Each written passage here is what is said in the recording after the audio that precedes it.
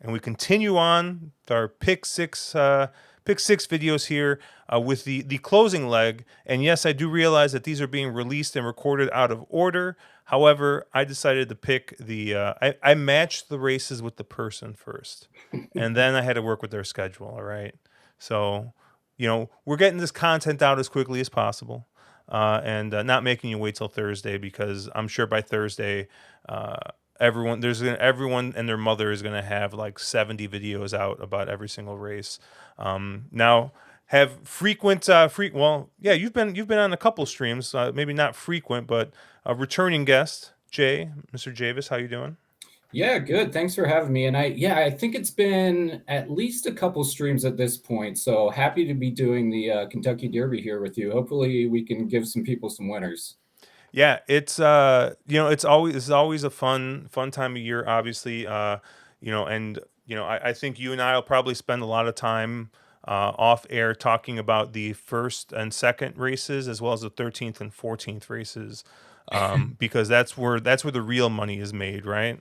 Yeah, I mean, chances are we're going to hit every single race. But if not, we've got the first two and the last two where surely we're going to hit something. Yep, they'll get out 13th and 14th race double. We'll get out with something. Yep. But I figure what we'll do is we'll go ahead and we'll rapid fire through the field. Obviously, there's 20 horses plus some AEs. I'm gonna name a horse, and I don't know, just give me quick thoughts here. We're gonna start with the number one horse here, Hit Show, for Brad Cox, Gary Mary West, Manny Franco. I'm a little interested. Probably a B or C type for me. What do you think? Yeah, I mean, the horse has gone off the favorite, I think, in every single race it's been in so far. Which, to get 30 to 1 after seeing that is definitely something, that could be attractive. But drawing from the one hole is always a tough ask. So I think, at the break, they're probably going to drop this horse back and try and swing out. And I wouldn't blame anyone for using it. For me, it's not a win candidate. Maybe for exotics, maybe in a superfecta, but I just don't see it working out a clean trip. Another Cox horse, the two here, verifying Brad Cox and Tyler Gaffleone. I think on Brisnet might be technically the only E type in the race, which is kind of crazy. But so I think he's got one option and he's got to go. Not for me. Yeah, I mean, Tyler's going to have to send this horse from that spot. And, I actually thought the horse ran well in the bluegrass just to get caught late. So I think the distance is the question for verifying. I don't think it wants this long. And it's really a tough ask to pop out of the two hole and just try and take him gate to wire. So I don't really see it. The three horse, two fills. That was a lot more than two, but two fills was originally a B type for me when I first handicapped the race. Obviously, my love for Larry Ravelli knows no bounds, so no surprise there.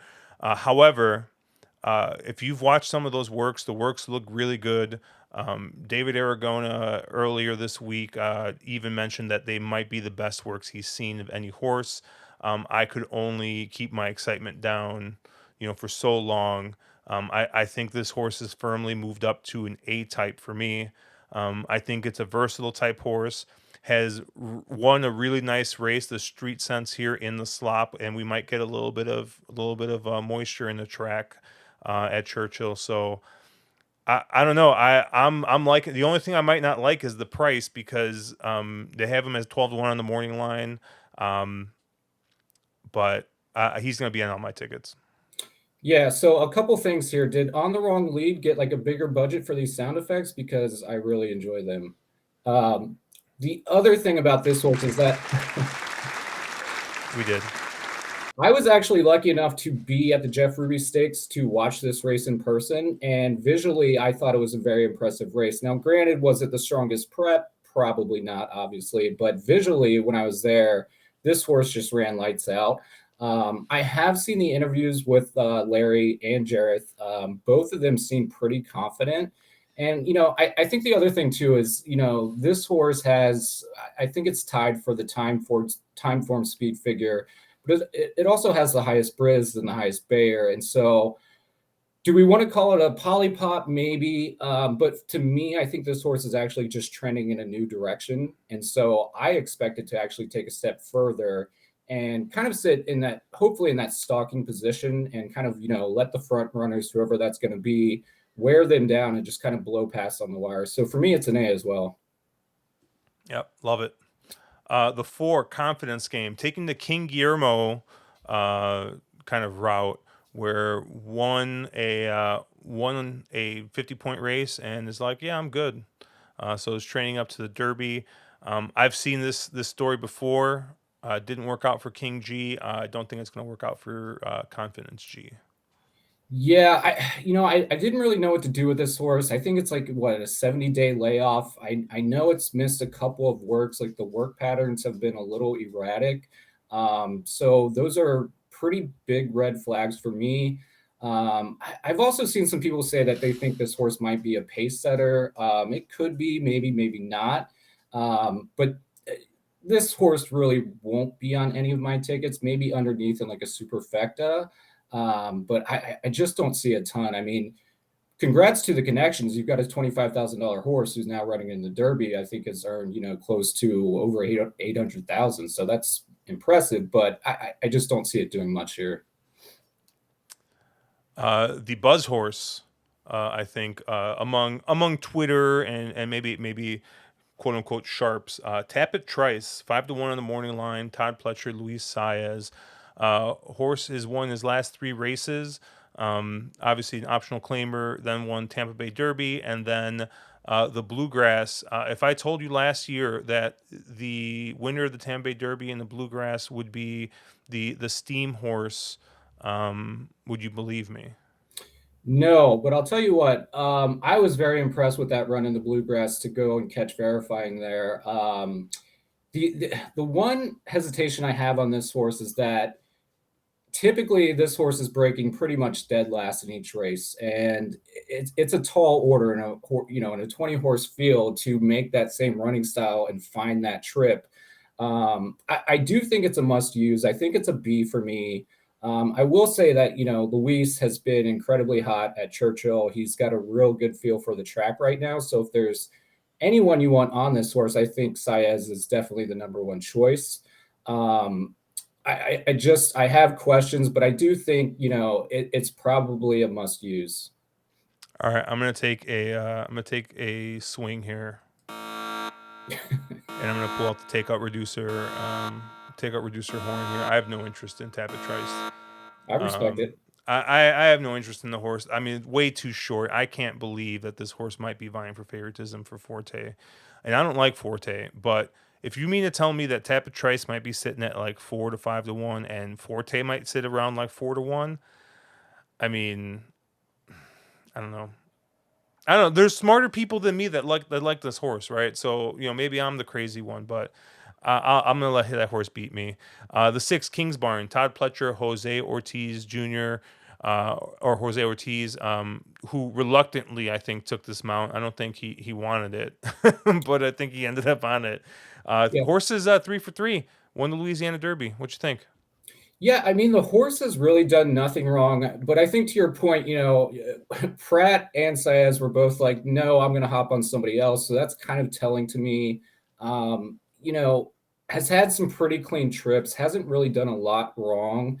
I don't think the Louisiana Derby was the strongest prep either. The other thing too about this horse is that it did not have a 2-year-old campaign. And I think historically, like, I forget the exact, statistic, but it's some ungodly like rate of like 1 out of like 70 or 71 have actually won a derby. So for me, maybe it can catch a piece being on the front if they send it, which they probably will. But I just don't see it, winning or anything. The Curse of Apollo strikes again. That's right. Not I'm not interested. The 7 Reincarnate at 50-1, kind of laughable. I don't think this horse is going to be. This horse will probably be half that, if anything.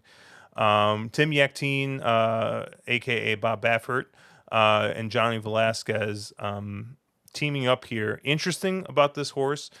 I think this horse does have some early speed, and They really good point was brought up on the Time Form podcast I listened to.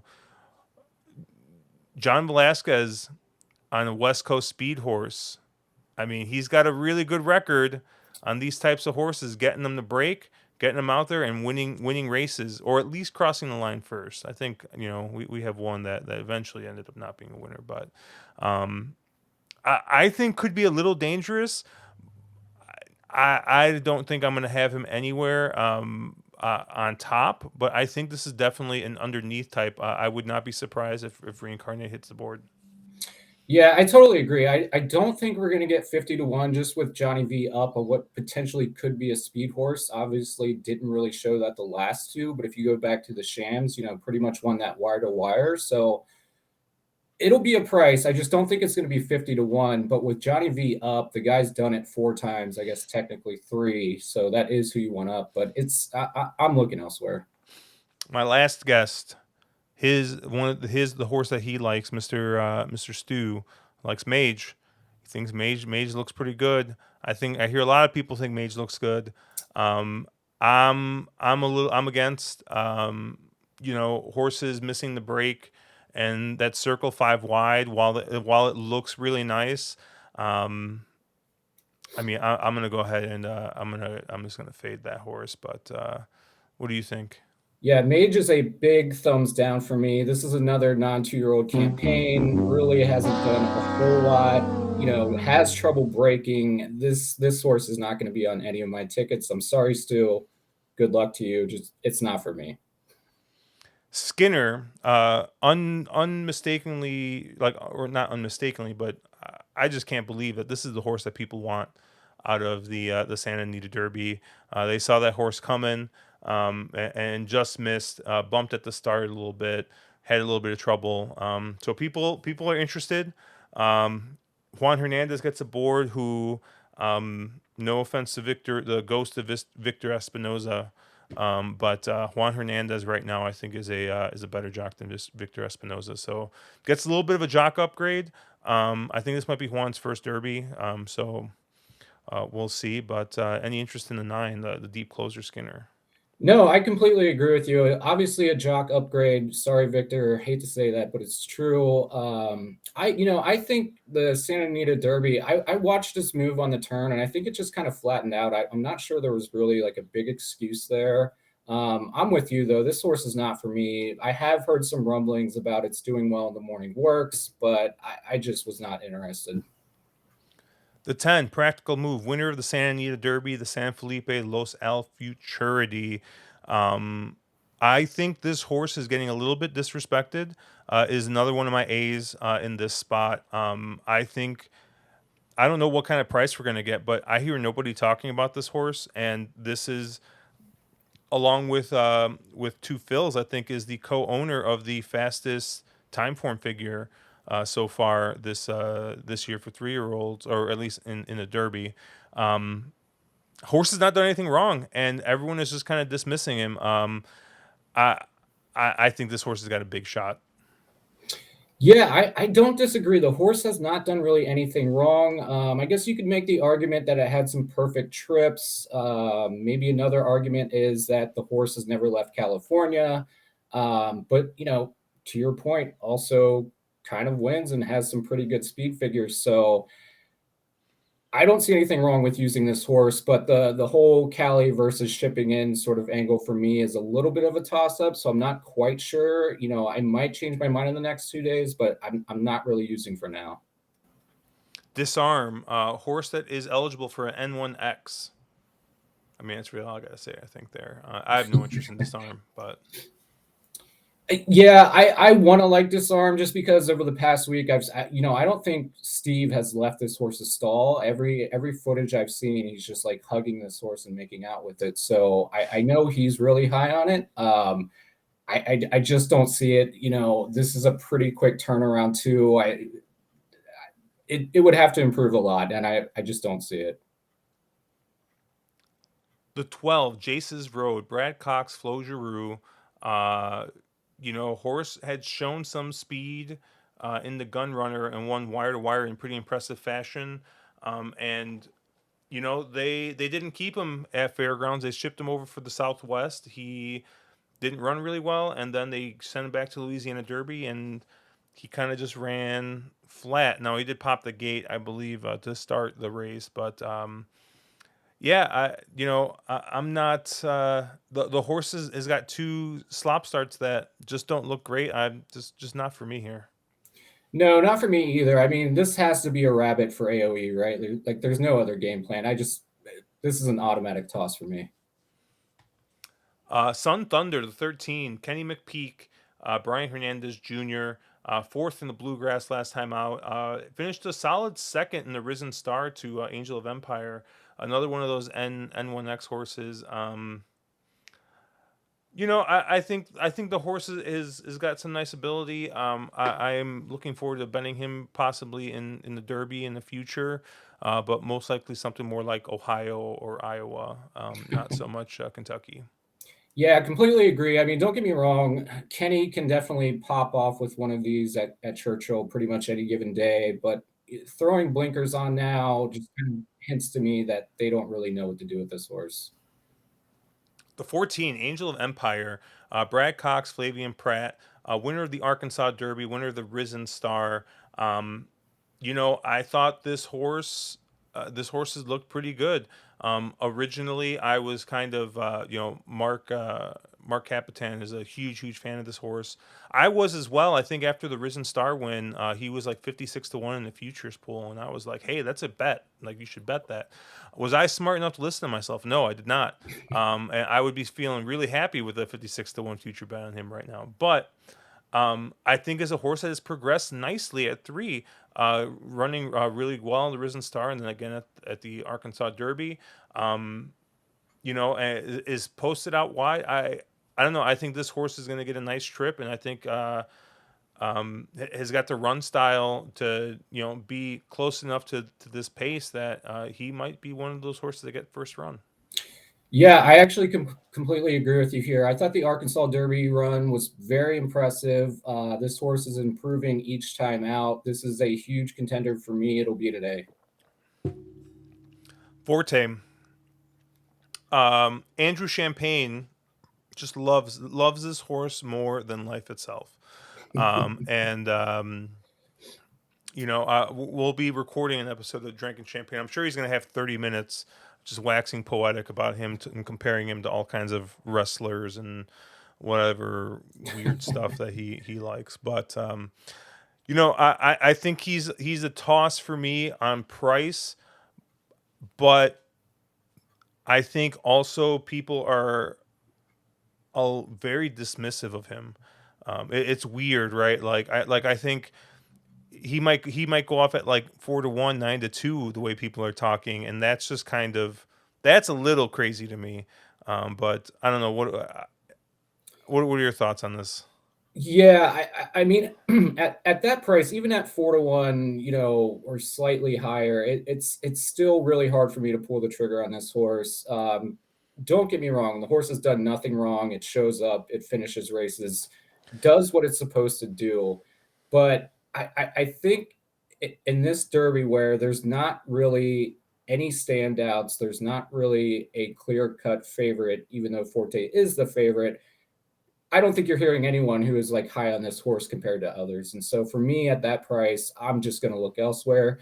And if it beats me, then so be it. But I'm going to try and find value in other places. Like honestly, my biggest thing I can say is Forte reminds me a lot of Practical Move, but I'm getting 3 times the price on Practical Move that I am on Forte.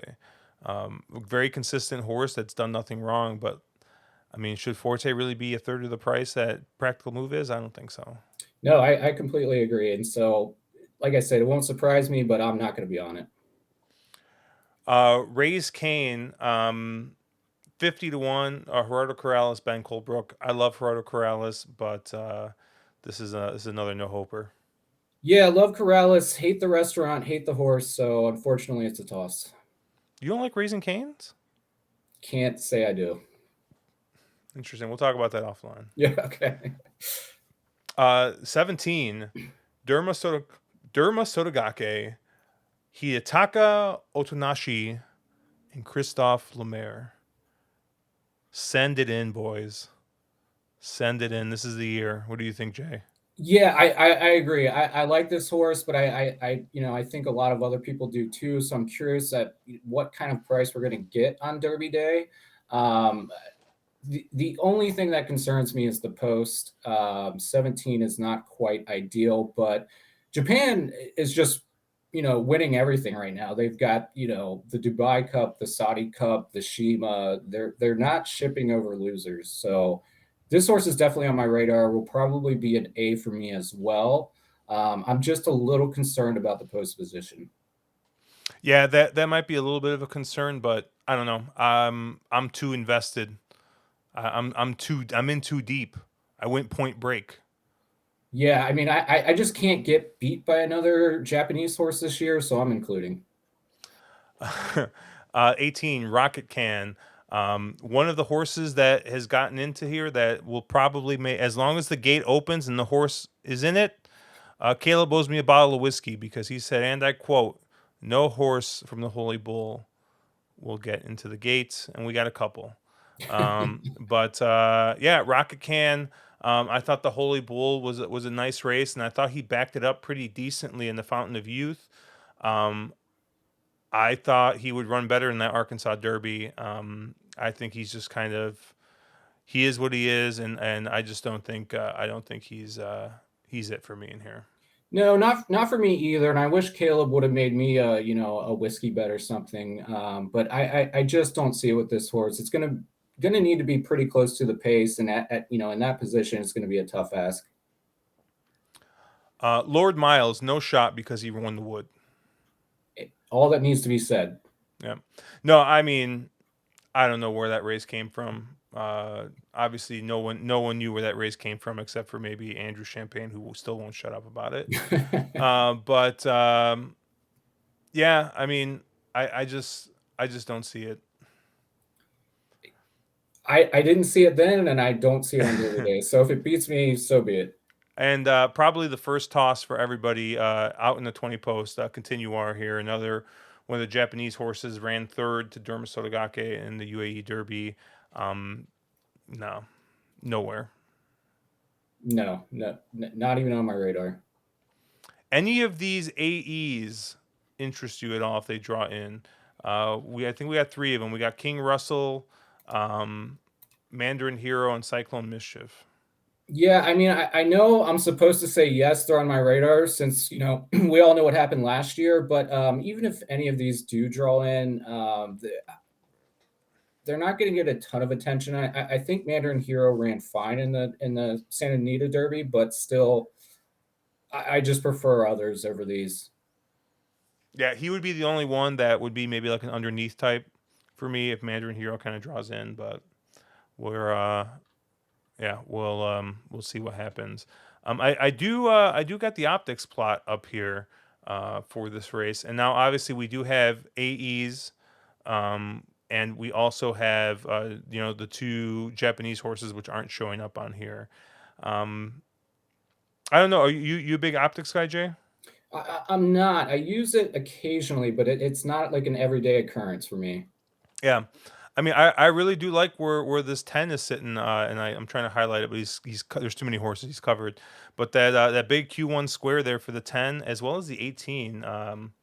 Who's the 18? Rocket Can actually is showing up pretty strong here on the optics plot. Thinks the five is one of the stronger closers. The 11, the 22, if he gets in, which is obviously Mandarin Hero. So. Um, Pretty interesting. Pretty interesting. I'm excited to look at this when scratches come out. And one of my favorite things about optics is updates for scratches. But but yeah, I mean, the big players they do show up pretty decently here. Forte's a nice Q2 square here. Tappet Trice sits up here. Um, but man, I can't get over how good Practical Move looks on here. So I'm going to be real interested to see how things kind of shake out on Derby Day. So we got a couple minutes left. The first thing I want to ask you is your second cousin, twice removed, calls you up, It's like, hey Jay, I know you're a horse racing guy. I'm at XYZ and I'm going to place a bet. Who do I bet to win the Derby? I would say, well, cousin, I think there's going to be some value in this race, and I would tell them to go and bet two fills because, like I said earlier, I don't think that Polypop was a fluke. I think it absolutely translate to dirt, and I'd say run to the windows and bet a 20 on it. Yeah, I mean, I love two fills. I'm basically pick six wise. I'm gonna want to have at a minimum two fills, um, two fills, practical move, Angel of Empire, and Derma Sotogake covered. Those are kind of like my four A's in here. There are a couple of horses I have as underneath or B types, but where are you kind of landing, Jay? Yeah, I mean, it's funny. Before I hopped on here with you, I was curious, what you're going to say, what you're going to land on, and it just so happens that we're extremely similar. So, like I said, for me, it's two fills. I do like Derma as well, and then I think in sort of that A/B second position, I'm looking at Angel of Empire and Tapit Trice. So no crazy wild takes there, I don't think. But for me, those are the ones that make the most logical sense. Yeah, and I think for like underneath type horses, I definitely think I'm really interested in Hit Show. I would probably be more interested in Hit Show if he wasn't on the rail.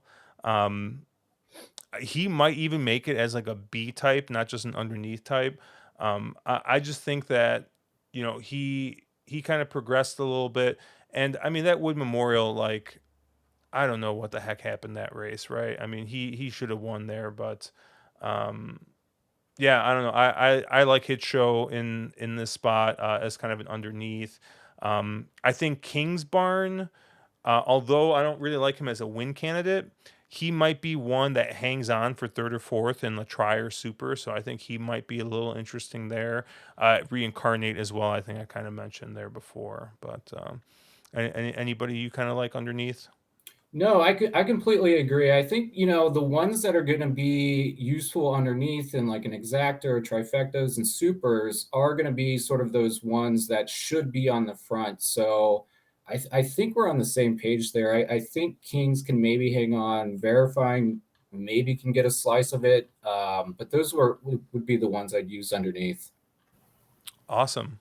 Well, obviously, people, you can catch Jay at Javis on Twitter, where he always says he's going to start posting more, and he never does. One day, people. One day it'll happen. Um, Jay, what do you got? What you got planned for the weekend? You got derby parties? Are you just going to be home by yourself? You ordering a little bit of Red Lobster? What's up? Yeah, so typically the last 2 years we've had really fun, awesome derby parties here at my house with my girlfriend. We do, like catered food, the whole 9 yards, booze, all that stuff.